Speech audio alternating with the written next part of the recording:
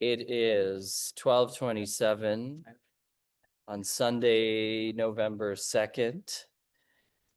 And this is our second meeting of the philosophy class. I think you all, well, some of you weren't here last Sunday, but I think many of you were. Still here. And here you are. You came back. Good for you for coming back. So today we are talking about a couple things. First of all, I wanted to sketch out a brief life of Socrates, a little biography of Socrates' actual life. Now, we are in this class reading Plato, but much of Plato's texts and dialogues feature Socrates prominently. We know that Plato himself was in his 20s when Socrates was executed. So Socrates is 70 years old when he's executed by the Athenian court and the Athenian government. We know because it's mentioned in the Apology that Plato is there, and Plato is one of his students and pupils. And Plato, of course, is really, in many ways, the most famous pupil of Socrates, who immemorialized him, we could say, through his dialogues and texts. So I'm going to give a little sketch of Socrates' life, which is fascinating. And perhaps some elements will be a little bit surprising to some of us, maybe not. But when we think of Socrates, we might think of a certain image of an old, bearded. Sometimes Socrates is also depicted as not a very attractive looking older man, like a satyr or something in some statues. So this is an interesting feature of Socrates' memory. This biography that I'm sharing comes from this wonderful little book, which is a relatively new book. It's called Socrates in Love, The Making of a Philosopher. Armand d'Anjou, he is a professor of classics at, I believe, Oxford or Cambridge in England, maybe Oxford. He's done a lot of work also, it's really interesting, on ancient Greek music. So if you go onto YouTube, you can look up and even listen to what some of the music that Socrates listened to, what that may have sounded like. And it's quite interesting. It's a bit strange because it sounds very unfamiliar. But this is a great biography of Socrates, which seeks to address some historical misunderstandings or misconceptions about who Socrates really was, especially in his youth or younger days. So let's just start with the basics. Socrates is born in 469 BC, so 469 years before the birth of Jesus of Nazareth. He is born in a small town called Alopeiki, which is sort of a town outside of Athens, about 1,000 Athenian citizens, meaning male males over the age of 18, right, are Athenian citizens. His father's name is Sophroniscus, and he is a stonemason.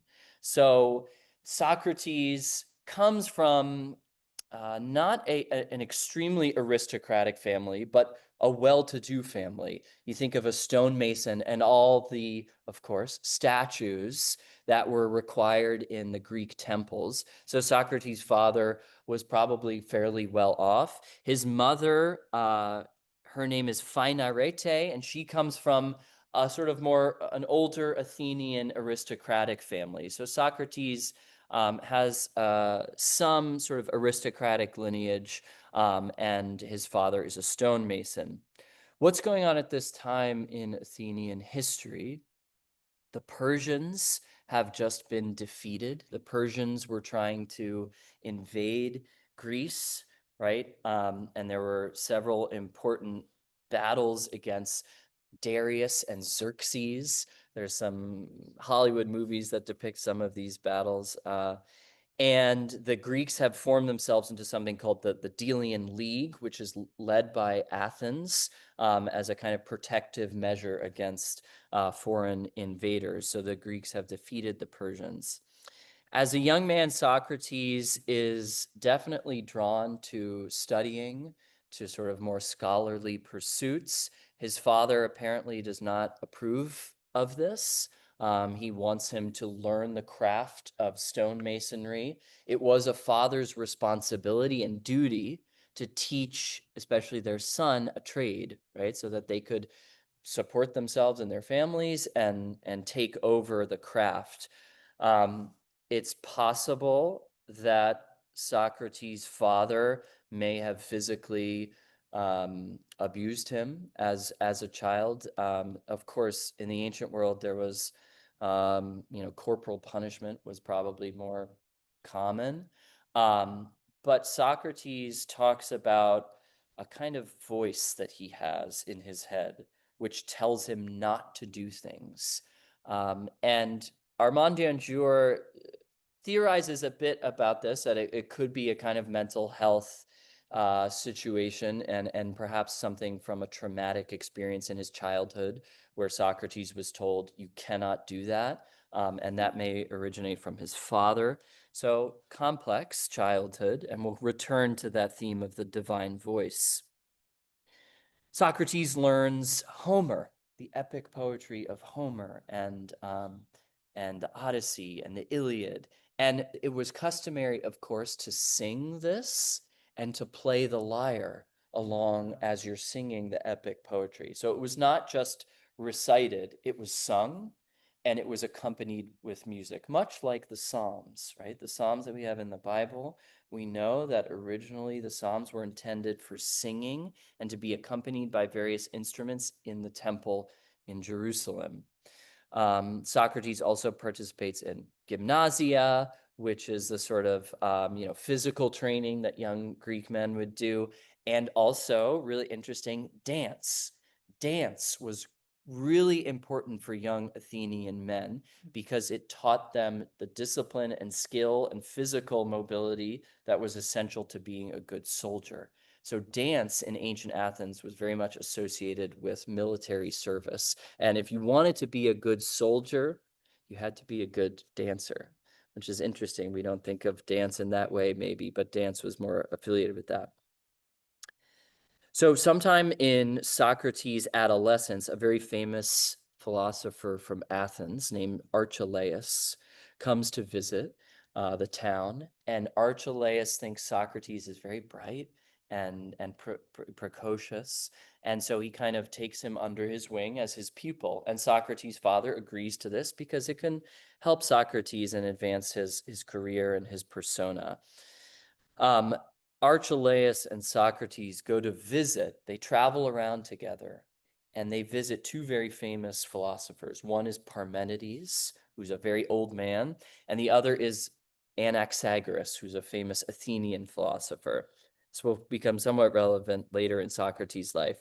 452 BC, they visit another philosopher named Melissus in the island of Samos.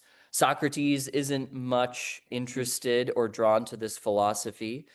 He finds it too ambiguous and confusing, and this is the philosophy of Parmenides. Some of you may have heard that name, a pre-Socratic philosopher.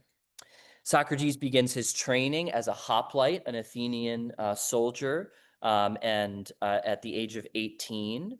At age 20, he encounters a very important woman named Aspasia of Miletus. She is not from Athens, but Socrates at this point in his life, he's done some military training, he's living in Athens, and he meets this very impressive young woman who's about his age. Her name is Aspasia. She's not from Athens, but she is married into a family that comes to live in Athens. And Aspasia will become a lifelong friend and kind of partner of Socrates, in an intellectual philosophical partner. And she is very intelligent, very beautiful, Socrates is clearly very drawn to her. Uh, and she's not afraid to speak her mind, especially to men. So she starts hosting these kinds of philosophical salons in her house, and people come to listen to her, and she's fiercely intellectual and confident and very impressive. Socrates begins to learn about love from Aspasia. So she teaches him and hosts many conversations about the topic of love. This will become important again later on in Socrates' life. In 447 BC, Socrates is 23 years old at this point. He goes actually to do his first tour of service in the military. He serves in Boeotia, which is a region in Greece. And there's an important battle here in which the Athenians are defeated. It's a tremendous defeat. This is sort of the beginning of some of the skirmishes with Sparta and the Peloponnesian Wars, right? The Athenians are defeated. Socrates leads a retreat. So very skillfully, he saves a lot of lives in this battle by leading a retreat. So Socrates demonstrates his skill as a soldier and warrior in this battle. One of the Athenian generals is killed, named Cleinias, and Cleinias's son is a figure named Alcibiades. Alcibiades, we will see in one of the dialogues, he basically becomes orphaned. And so the leader of Athens at this time, who is Pericles, some of you recognize that name? Pericles, right? Famous politician and leader of Athens. Pericles is charged with taking care of this young boy, Alcibiades, and he decides that Socrates would be a great teacher and mentor and caretaker of the young Alcibiades. So Socrates is chosen by Pericles, the leader of Athens, to take care of this young man, Alcibiades. Socrates gets married at this point in his life, although it seems like maybe he makes some bids for Aspasia's love, but she has her eyes set on someone much more prominent and important in Athens, of course, the aforementioned Pericles. And they eventually live together and get married, Aspasia and Pericles. Socrates marries a kind of childhood, lifelong friend named Myrto, and he starts to kind of formulate his own philosophy. This is an important point where he starts to figure out what it is that he's actually interested in. And he could live a very prestigious life, but he decides to choose a way of life that is somewhat austere, um, uh, financially and physically. He lives a somewhat sort of ascetic life. He rejects politics and public office. He decides not to pursue the political vocation and life, which he certainly could. But he sort of rejects that to do this practice that he calls philosophy. Key moment in Socrates' young life is when he and his friend Chaerephon, we'll see this figure in the Apology, they go to visit the Delphic oracle. Some of you may have heard this term, Delphic oracle. This was basically a young woman who resided in the temple of Apollo at Delphi, which was a Greek city and town, which had a very important temple dedicated to Apollo.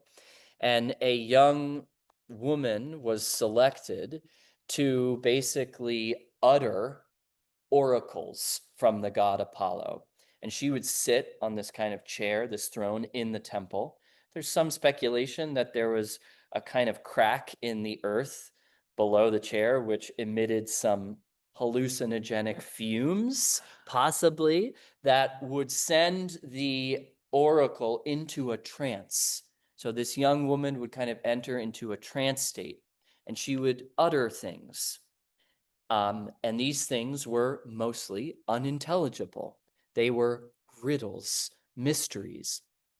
The priests who were there in the temple, priests of Apollo, were charged with interpreting the utterances of the young woman. And so they would interpret them and help people make sense of them. But it was firmly believed that these were messages from the god Apollo. So Socrates and Chaerephon go and they visit this important temple. Socrates is very faithful and pious, and he is there with his friend Chaerephon, and they hear an oracle delivered, and it's actually about Socrates.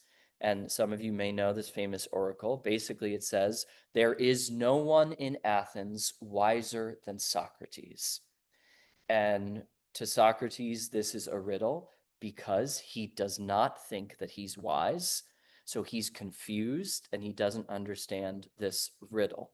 But this will be a crucial moment in Socrates' life that launches him on this quest for the rest of his life to understand the meaning of this riddle from the oracle. And thus the practice of philosophy develops. In 432 BC, there's another very important battle. And this time, Socrates is out on military duty serving with Alcibiades, who is now his sort of beloved pupil. He's younger than Socrates, Alcibiades, but Socrates loves him deeply and takes care of him and rescues him in this very violent battle in which the Athenians are defeated. And Socrates makes this kind of daring and skillful rescue of the young Alcibiades. So Alcibiades owes his life to his teacher and mentor, Socrates. That's the Battle of Potidaea, if you're interested in these ancient battles. So basically for the rest of his career until he's 50 years old, Socrates serves in the military. When he's not out serving and fighting battles on behalf of Athens, he's at home pursuing philosophy, living a kind of strange and secluded life, and then serving in the military very successfully. He, at some point when he sort of retires from military service in age 50, he takes the lyre back up. So he wants to really polish his skills as a lyre player. So he becomes a very good musician. He apprentices himself to a very famous Athenian lyre teacher and player.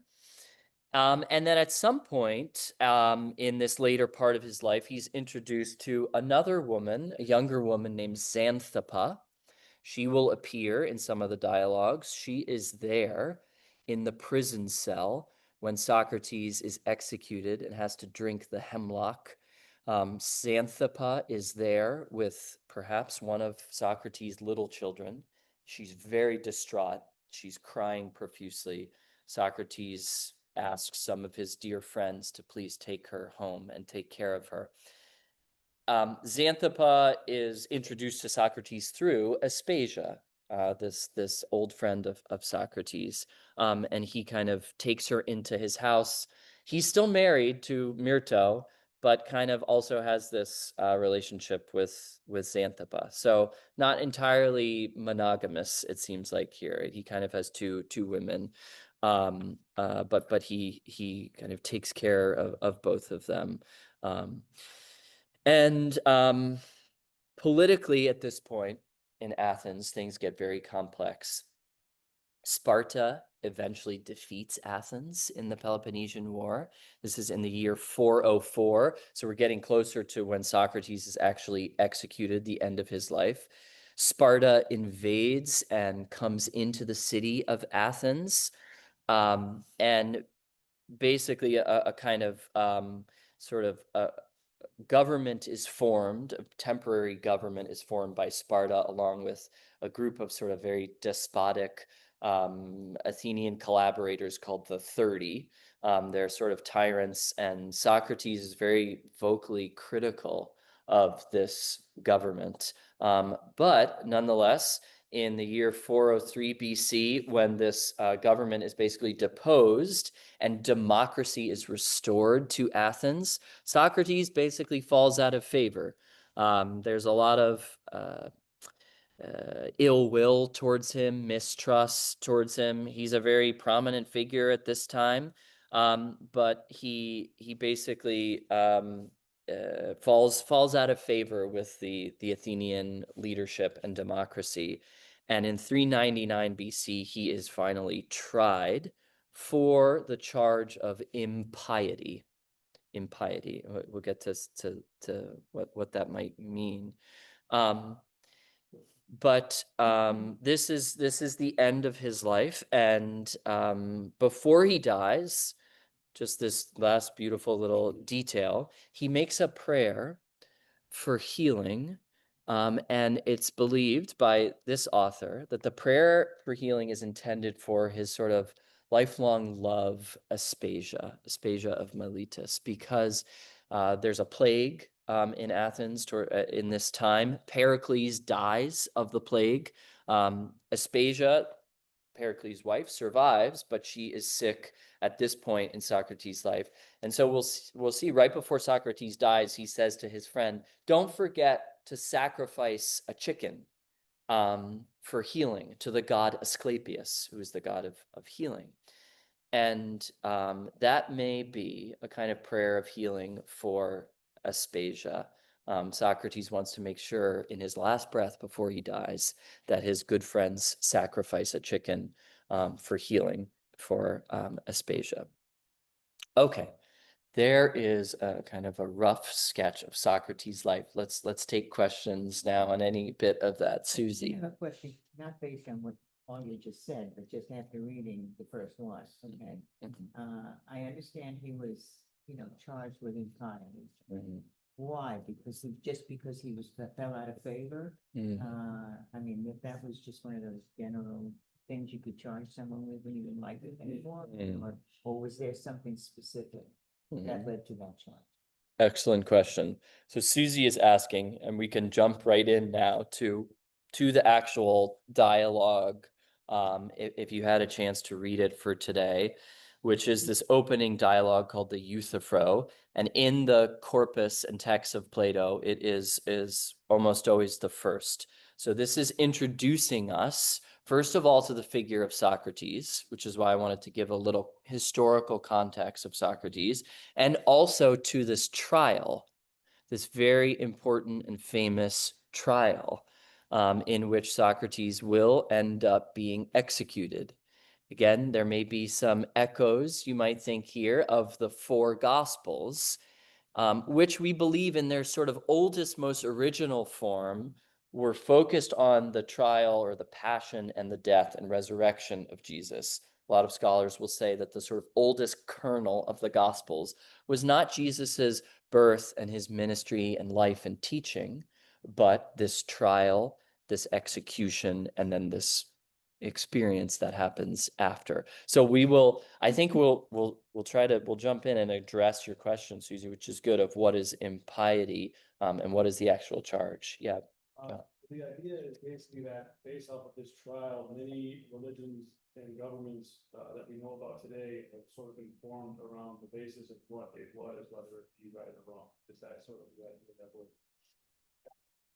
That's a good way to put it. I think that one way we could sort of describe what piety is justice, right? So we can think of sort of the legal context here. It could also be goodness. So impiety, in a way, is sort of like charging someone with just being bad or being evil or being unjust. Some of these terms are kind of interchangeable. The reason piety is so central, especially in ancient culture, right, is because piety was seen as how we describe the relationship we have with the gods. The gods are the foundation of our moral life, of our legal system. Right? In the ancient world, laws, in many cultures, we see this, of course, in the Bible, but in many other cultures, it was believed that laws originated from the gods, and they were given to special individuals who had visionary experiences or journeys where they may have visited the underworld, or they may have visited heaven. Maybe they go down, maybe they go up, but they encounter a god, and a god might give them a set of laws for the city and the community that they come from. Parmenides has this kind of experience where he brings back a set of laws. And of course, we could think of Moses, right, who ascends the mountain. He goes up and he receives laws. But it's a great question that you guys both have. So maybe we'll just sort of jump into to the Euthyphro, and I'll just read. I'm going to read some sections of this. The the question you asked, Susie, about, what's going on here with Socrates, do people just not like him, or is there something actually substantive in this charge that the Athenians have brought against Socrates? Is it legitimate? Is it false? Is it slander? We could ask similar questions about Jesus. Why is he brought forth? Why is he charged with a crime? Was he thought of as just being bad, just being a rabble rouser, a revolutionary, disruptive to the peace of the city of Jerusalem? What is the actual cause of the death of someone like this who is executed, right? Maybe just before I jump into reading some sections of the dialogue, and then we can explore the text together. Does anybody have any reflections or comments about, if you were able to read the dialogue, anything related to what Susie's asking, or any other questions? It's okay if not. It's great. And again, you don't have to read, A lot of information. it's a lot. It's a lot. You don't have to read the text before you come to class. You can just show up. And that's why I would like to read some little portions of it, and we can kind of see what's going on here. So the context of the Euthyphro, Euthyphro is a priest in Athens. So he is a religious expert, right? So you could think of YouTube video. yes, he it. talked about Euthyphro good in Samuel's video. And Euthyphro runs into Socrates because Socrates is also at court. Why? Because he is being tried, of course, for impiety. The Athenians have brought forth a charge against Socrates, and he explains this to Euthyphro. Euthyphro is very surprised and shocked because he says, Socrates, how could someone bring this charge against you? You're so amazing. You're so beloved by all of the Athenians. Why would someone bring this charge against you? And Socrates, is kind of questioning it as well, but he explains what he knows to Euthyphro. Euthyphro is there at the court also for a legal reason. He is bringing a charge of murder against his father. So this would have been a very bold thing to do. You could think of it, it would even be somewhat bold perhaps today if, let's say, you were a lawyer. If I were a lawyer, there are some lawyers here sitting around the table, I think. If I were a lawyer and I were bringing a case against my own father for something, for murder. I'm not even sure if that's legally permissible. Tomas, You're a prosecutor, you cannot indict your own family member. Is that true? Yes, Okay, conflict of so interest. there you go, conflict of interest, right? Okay, so this was, even today, this would not even be legal, right? You can't bring a charge against someone in your own family, and it makes sense why. But also in the context of ancient culture, right? Filial piety and reverence and obedience were incredibly sacred and important, right? We see this in the 10 Commandments: respect, honor thy mother and father. But this was universal in ancient cultures, that you would honor and respect your parents no matter what, even if you disagreed with them, even if they were cruel to you.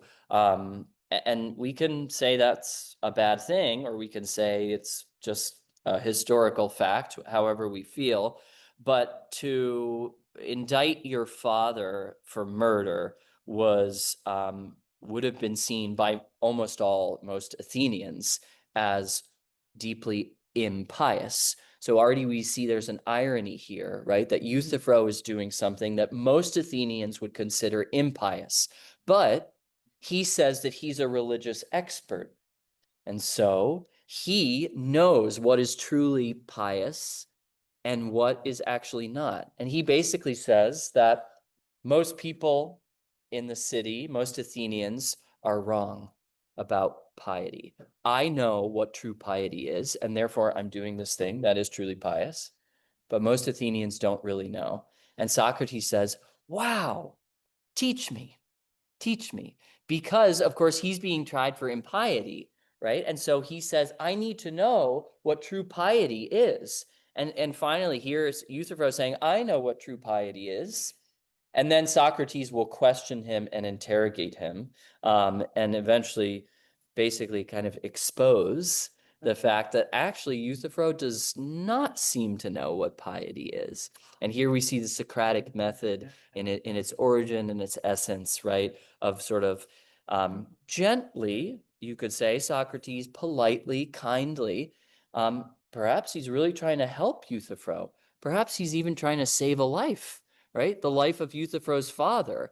If Socrates is successful in convincing Euthyphro that, whoa, hold on, you actually might be doing something wrong by, and of course, the end result, if Euthyphro's father is found guilty of impiety, he would have been executed.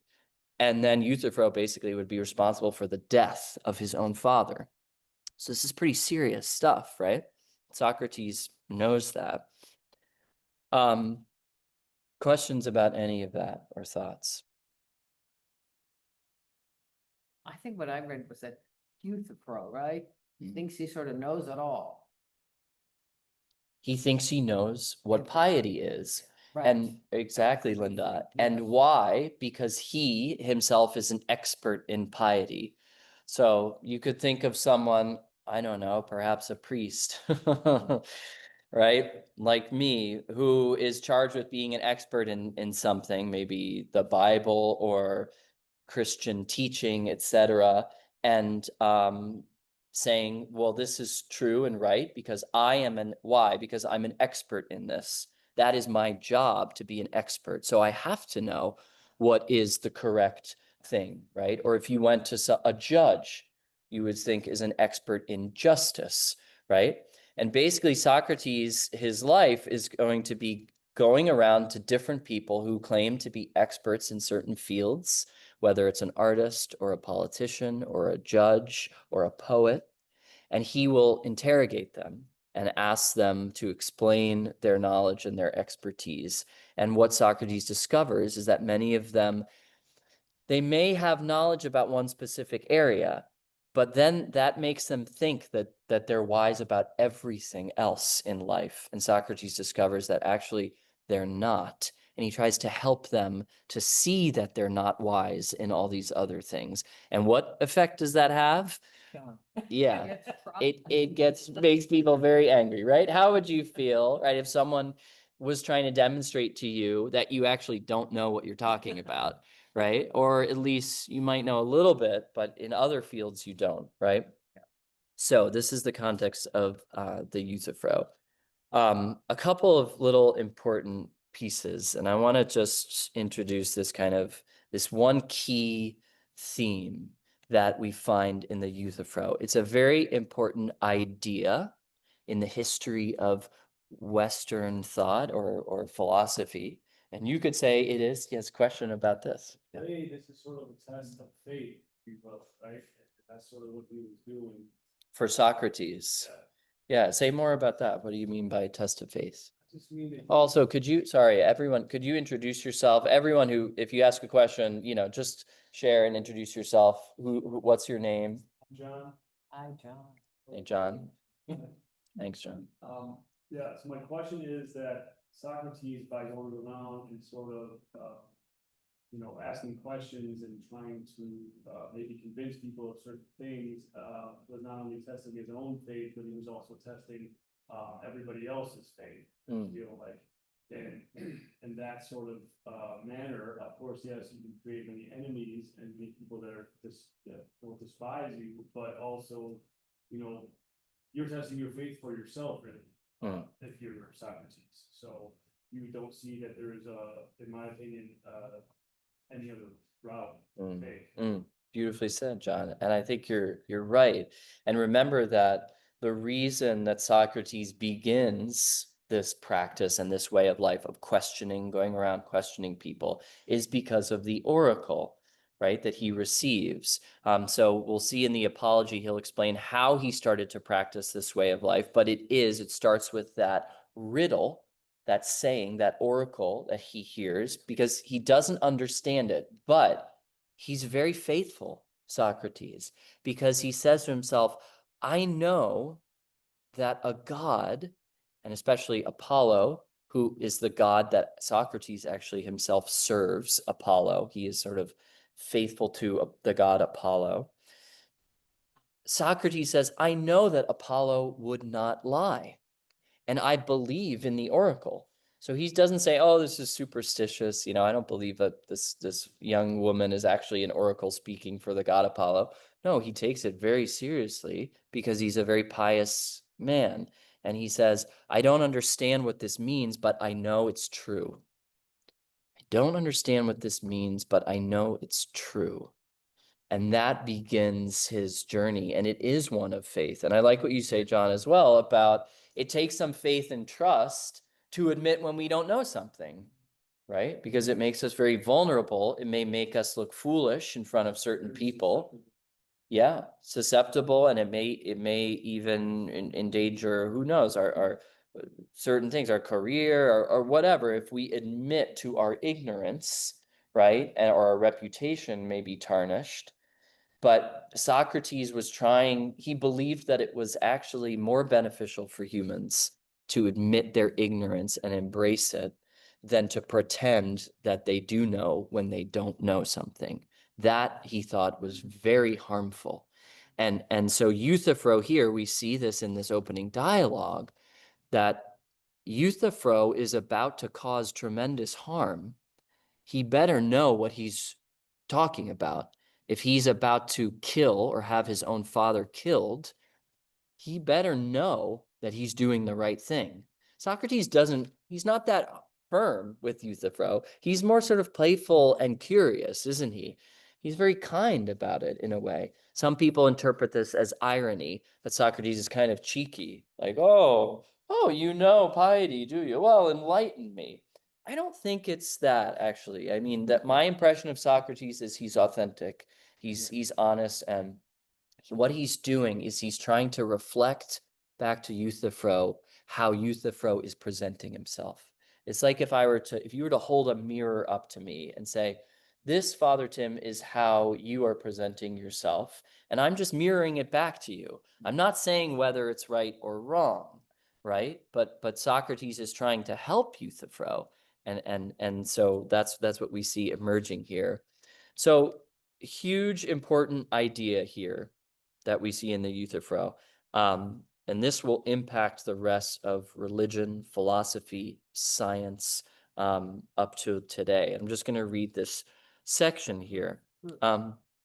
Proof. So, Scientist. Yeah. yes, and it is scientific. And we have some scientists. So what's going on at this point in the dialogue is Socrates wants to know, what is piety? That's the question of this dialogue. What is piety? And Euthyphro gives a definition by saying, well, what I'm doing right now, this action I'm taking by trying my father for murder, that is piety. And Socrates says, okay, but hold on a minute there. You're not saying that that is the definition of piety, because surely there are many other different actions one could take that are also pious, right? So by you saying, well, the definition of piety is to do what I'm doing right now, right? That actually doesn't really define what piety is. It just gives an example, right? An action or something that is an example of piety. But we thereby don't actually understand what piety is itself, because what Socrates wants is some kind of model or blueprint or archetype or image or idea. by which he can look at any action that anyone might take and hold it up, kind of like for comparison against this model and say, oh, that is pious.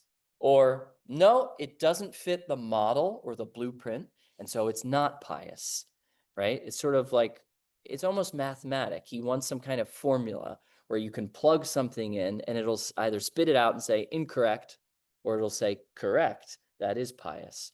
And we can exchange the word piety here again for just good. So the question really here is, what is good? How do I know if anything I do in my life is good? Any action I take, how do I know if it's good or that someone else might take? And of course, all the time as human beings, we're accusing other people of doing evil, wicked things, or we're telling them, oh, you did a great thing, right? But often we accuse other people of doing unjust things, evil things. So surely we must have in our heads some definition of what is good and what is bad. That's what Socrates wants. So here's how he kind of frames that to Euthyphro. Perhaps you agree, however, that there are many other pious actions. Euthyphro, there are. Bear in mind, then, that I did not bid you tell me one or two of many pious actions, but that form itself that makes all pious actions pious. For you agreed that all impious actions are impious and all pious actions pious through one form. Or don't you remember? I do.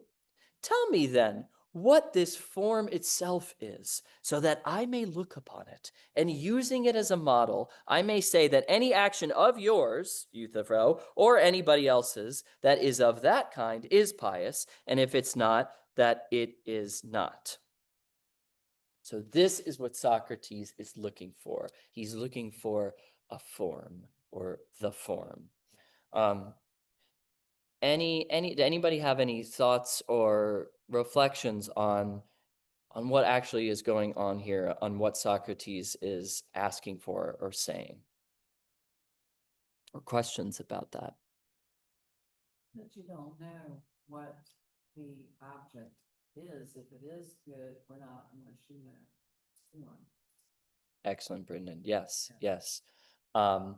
So how can you say that some action or person or object or whatever is good or bad unless you know the form of goodness or justice or beauty, whatever it is, right? And so there's an idea here that there's some thing that exists.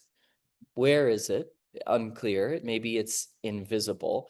But often what's used as an example here in philosophy classes is a chair, right? So we're all sitting in chairs.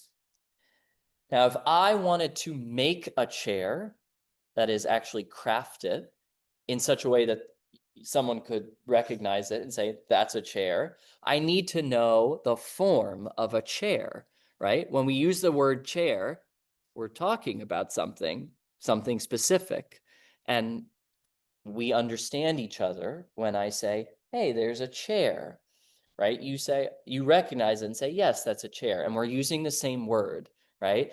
And therefore, it's not nonsense to say, that's a chair. Now, I could point to a book and say, this is a chair. And you all might scratch your head and say, no, that's a book, right? So, in other words, we have an idea, this definite idea of what a thing is, what a form of something is, a form of a book, a form of a chair. And then I could create that if I have that form in my head. And I can also communicate through language to other people. And we can understand each other and actually have a conversation because we understand there's some universal language or common understanding that we share when we're talking about things, whatever it is, chairs, books, goodness, beauty, justice, etc. So that's what Socrates wants from Euthyphro. And he's going to try to sort of get him to give that answer of give me the form of piety. And Euthyphro will go through, yeah, Valerie, say it again. A law, I like your way of putting that, something where it applies to every situation. right? It's universal. So there is a universal idea of the idea here. In fact, we could say that in some ways, the birth of the idea is here. In other words, a singular thing that has a definition that we could all understand if we apply our minds to it and we try to understand what it is. Now, Okay, we got other questions. questions. Yes, thank you, Linda. Rafa. Actually, one thing, the idea of that thing is so different in everybody's mind. Mm, But at the same time, we realize that what we are trying to create is a standard that is it's impossible to make it mm, because every single processing creates a different image of the same thing. yes. So it just Spoken like an architect, as like a true architect. This reminds me of that question of whether a hot dog is a sandwich or not. Whether Right. Because not everybody has the same definition of what is a sandwich. Yeah. Right? It's a sandwich, anything that is two pieces of bread with some kind of meat in between. Mhm, If that's the case, then a hot dog is a sandwich. right. But many people would say that a hot dog is not a sandwich. So yes, this is philosophy. So is a hot dog a type of sandwich? So if we define a sandwich as two pieces of bread, which is some kind of, grain product that's baked and, kneaded, etc., with some kind of protein or meat in between, if that's our definition of a sandwich, then maybe we could say a hot dog is a sandwich. But then now we're starting to create like bigger categories with types that are smaller, right? So all hot dogs are sandwiches, if we agree on that.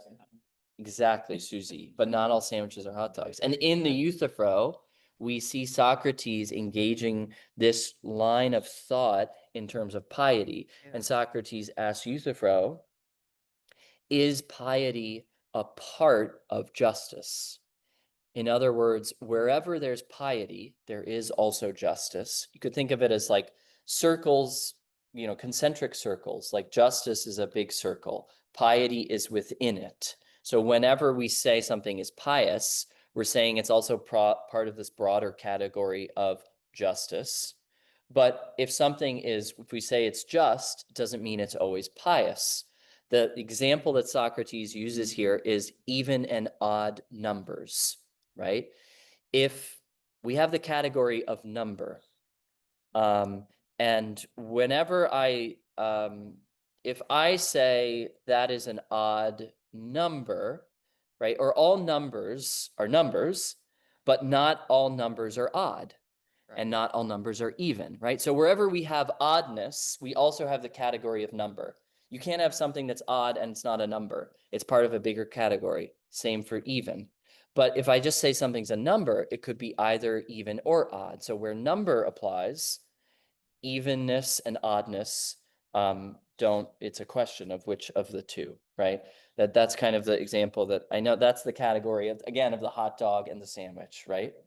Did you have a follow-up on that? Okay. I think John. But John, yeah, and then Valerie. Say then that any meal actually could be formed into a sandwich. If you, yeah, right. If you had bread, but then, okay, again, then we're getting bigger categories, right? Of meal. Now we have an even bigger category. All sandwiches are meals, but not all meals are sandwiches, right? So we see how things start to nest, like Russian nesting dolls, right? Valerie, you had a question about this. Yes, it's near my house. Okay. Then the hot dog is a meal, it's a sandwich and a hot dog. It's everything. It's your whole life, right? It's existence itself. Yeah. So, but I want to just we can start to wrap up, but I also want to get back to Rafa's question and Tomas, you were commenting on this too, because this is where things start to get a little complicated when we're talking about the form or the idea. Those terms in Greek, idea is in this dialogue, and that's where we see the term come into importance. So like there's a building, there's a form of a building, but there may be very different depending on the architect. An architect has their own unique vision of what a building is. Some, right? But clearly there's some concept of, as an architect, I'm creating a building or a room or even a chair or whatever it is, right?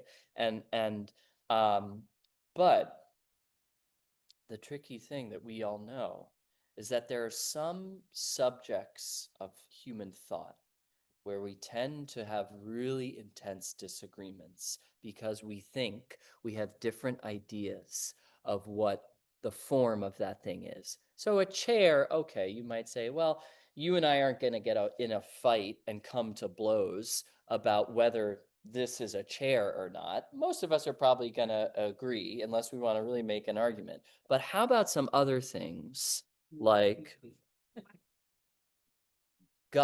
the gods, Wait a minute. or Let's see what he. anything? I believe that everybody creates its own truth, Mm, and your truth might not be the whole thing which is true mm, or just. But you Mhm, believe it mhm. is. But you So believe it is. in reality, that's really the essence of millions of years we Right. thinking in what is right and what is wrong, because we will never get to that. Right. Ah, nice. And then, and Rafa, beautiful point. And Susie, you're also saying, I think importantly, that That is even your own truth. yes, and however, we also want to say it's true, isn't it, that what we believe to be good, we do actually think it's good or true, or else we wouldn't get into fights about it, right? If we didn't care, and I hear what you're saying, because it leads to violence. But if we just thought, well, I think this is good, or true or beautiful, but you can think whatever you want, and it doesn't bother me. But most of us know that that's not really how we really react. Maybe about some things like gods or religion, etc. You have your religion, but when it comes to, let's say, right, like, can you think of an example, Susie? I Or would say it, beauty lieth in the eye of the beholder. yes, I mean, very that's- important that's the thought. same thing you're saying. And I mean, right. It's how you see something, you know, Mhm. and you can have enormous arguments about what is beautiful. That's true. So, and we can kind of end on this point because this is an important distinction. Socrates will make this distinction between certain areas of human thought and discussion. And here's what he says. He's talking about conflict. And Euthyphro has said previously that there is conflict between the gods, that the gods fight with each other. This was part of Greek mythology, that gods would have battles, arguments, they would disagree, they would hurt each other, they would kill each other. There was conflict among the gods. Socrates does not think that there is conflict among the gods. This is very important and makes Socrates, this is part of what he says. He thinks this is why he's been brought to court, is that he has some problems with this idea that gods exhibit conflict among themselves.